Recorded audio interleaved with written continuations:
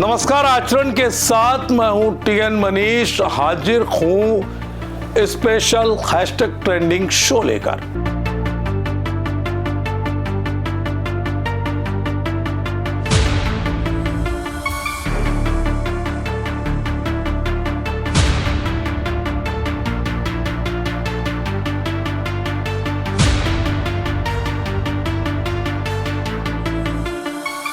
इस शो में हम ट्रेंडिंग टॉपिक्स को डिकोड करते हैं। आज का टॉपिक है एशिया कप 2025 में भारत की पाकिस्तान पर धमाकेदार जीत।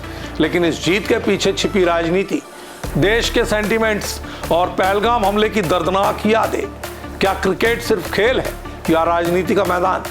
हम बात करेंगे विपक्षी नेताओं के तीखे बयानों से, सोशल मीडिया की उबलती प्रतिक्रियाओं से, पीड़ित परिवारों की आवाज से और भारतीय टीम की आईसीसी नियमों के बीच फंसी मजबूरी से। चलिए शुरू करते हैं। पहले समझते हैं पूरा बैकग्राउंड। 22 अप्रैल 2025 को जम्मू कश्मीर के पहलगाम में एक भयानक आतंकी हमला हुआ जिसमें 26 निर्दोष मार डाले गए, ज्यादातर टूरिस्ट। भारत ने इस हमले के लिए पाकिस्तान स्थित आतंकी संगठनों को जिम्मेदार ठहराया। एससीओ समिट में भी इस हमले की निंदा हुई और पाकिस्तान को बड़ा झटका लगा। इसके बाद भारतीय सेना ने ऑपरेशन सिंदूर चलाकर जवाब दिया, लेकिन देश में गुस्सा उबाल पर था। और ठीक ऐसे माहौल में 14 सितंबर 2025 को दुबई के स्टेडियम में एशिया कप का भारत पाकिस्तान मैच खेला गया। सर, ये विरोध सिर्फ हमारा नहीं है, ये विरोध उन 26 परिवारों का है जिनके घर के लोग शहीद हुए हैं। ये विरोध उन हर आर्मी के फैमिली से है जिसके लोग शहीद हुए हैं बॉर्डर पे पाकिस्तान के साथ लड़ते हुए। ये विरोध हर उस घर से है जो घर इतनी सी भी हमारे तरफ भावना रखता है। कहना चाहती हूँ कि खेलना नहीं चाहिए, क्योंकि मैं अपने भाइयों जो क्रिकेटर को कहना चाहती हूँ कि उसको मैच नहीं खेलना चाहिए, उसको ही मना करना देना चाहिए। इंडिया के पाकिस्तान के साथ मैच है तो हमें वो सुनकर बहुत दुख हुआ, क्योंकि हमें बताया गया था कि पाकिस्तान के साथ सभी प्रकार के व्यवहार तोड़ दिए गए हैं, फिर ये मैच क्यों खेली जा रही है। हमें यही बात सुनकर दुख हुआ। भारत ने पाकिस्तान को 7 विकेट से हरा दिया, लेकिन इस मैच को लेकर राजनीतिक तूफान उठा। विपक्षी दलों ने सरकार पर जमकर हमला बोला। विपक्षी नेताओं के बयानों पर नजर डालते हैं। AIMIM चीफ अज़ुद्दीन ओवैसी का बयान सबसे ज्यादा ट्रेंडिंग में रहा। उन्होंने कहा, पैसे की कीमत 26 जिंदगियों से ज्यादा है क्या? पहलगाम में खून बहा और हम क्रिकेट खेल रहे हैं। पाकिस्तान से क्रिकेट मैच खेल रहे हैं। अगर तुम्हारी बेटी मर जाती तो तुम खेलते? तुम्हारी 4 दिन की बेटी जिसके हाथ की मेहंदी नहीं उतरी, अगर वो मर जाती तो तुम क्रिकेट मैच खेलते? कल क्रिकेट मैच होगा, कितने पैसे आएंगे? 600-700 करोड़। अब ये बीजेपी के लोगों को बोलना है, देशभक्ति की बात करने वालों, चुल्लू पर पानी में डूब मरो। ओवैसी ने बीजेपी सरकार पर सवाल उठाया कि जब हम पानी और व्यापार नहीं कर सकते तो क्रिकेट क्यों? कांग्रेस के गौरव गोगोई ने इसे शहीदों का अपमान करार दिया और कहा, सरकार ने पैसे के लिए राष्ट्रभावना को कुचल दिया। शिवसेना यूबीटी के उद्धव ठाकरे ने मैच का बायकॉट करने की अपील की और कहा, युद्ध और क्रिकेट साथ नहीं चल सकते।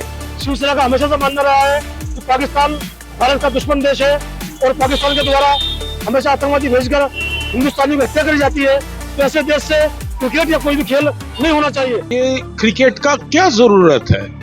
ये यहाँ पर हम लोग खेलेंगे, मजा लेंगे और वहाँ पर हमारा जवानों को खून गिरेगा, उसका फैमिली, उसका क्या रिएक्शन होगा? आज कि हमें उनके खेल को रोकना है, जैसे हमने उनके पानी को रोका, अब हमने उनके सम्मान को रोकना, उनके मान को रोकना। और जब तक हम उनके खेल में उनको नहीं हराएंगे और हम क्विट कर जाएं। आम आदमी पार्टी एनसीपी शरद पवार ने भी मैच को असंवेदनशील करार दिया।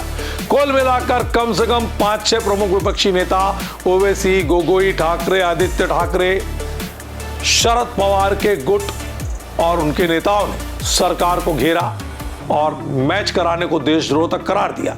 अब बात सोशल मीडिया की। मैच से पहले एक्स पर hashtag boycott India versus Pakistan और hashtag boycott Asia cup trending में थे। नेटिजन्स गुस्से में थे। एक यूजर ने लिखा, पाकिस्तानी क्रिकेटर फहीम अशरफ के ट्वीट्स ने भारतीयों को भड़का दिया, सरकार की चुप्पी से गुस्सा और बढ़ गया। एक अन्य पोस्ट में कहा गया, हमारे सैनिक बदला लेते हैं लेकिन बीसीसीआई क्रिकेट खेलती है।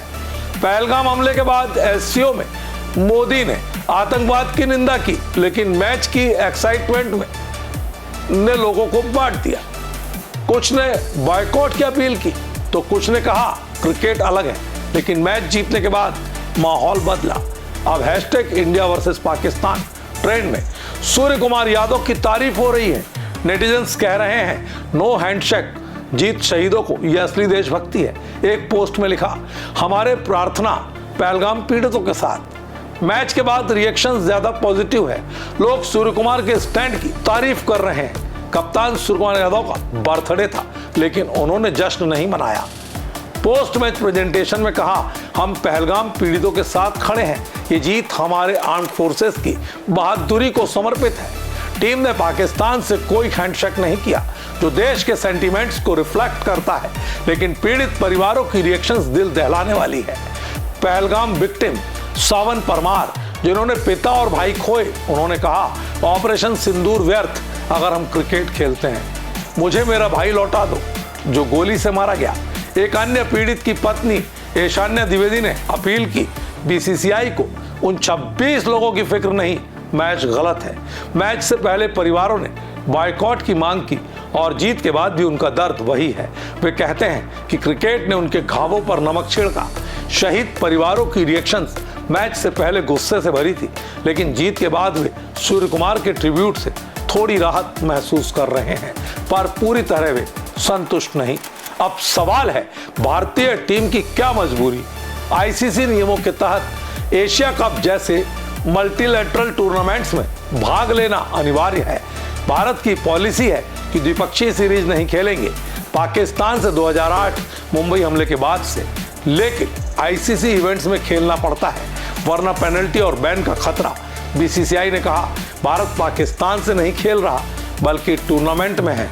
टीम की विवशता यह है कि क्रिकेट बोर्ड राजनीति से अलग है लेकिन देश के सेंटीमेंट से जुड़ा है। सूर्य कुमार ने इसी विवशता में जीत को शहीदों को समर्पित कर बैलेंस करने की कोशिश की। कुल मिलाकर यह मामला खेल और राजनीति के बीच की जंग दिखाता है। देश के सेंटीमेंट्स पहलगाम हमले से आहत है। एक तरफ क्रिकेट की एक्साइटमेंट, दूसरी तरफ शहीदों का सम्मान।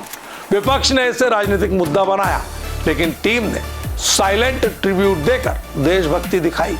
क्या क्रिकेट को राजनीति से अलग रखना चाहिए? इस मुद्दे पर आप क्या सोचते हैं? कमेंट बॉक्स पर हमें अपनी राय से अवश्य अवगत कराएं। तो दोस्तों, ये था हमारा आज का हैशटैग ट्रेंडिंग शो। अगले एपिसोड में नए मुद्दे के साथ एक और ट्रेंडिंग लेकर हाजिर होते हैं। तब तक के लिए नमस्कार, जय हिंद। देश दुनिया की सभी खबरें देखने के लिए जुड़े रहिए आचरण न्यूज से। आचरण न्यूज, हर कदम आपके साथ।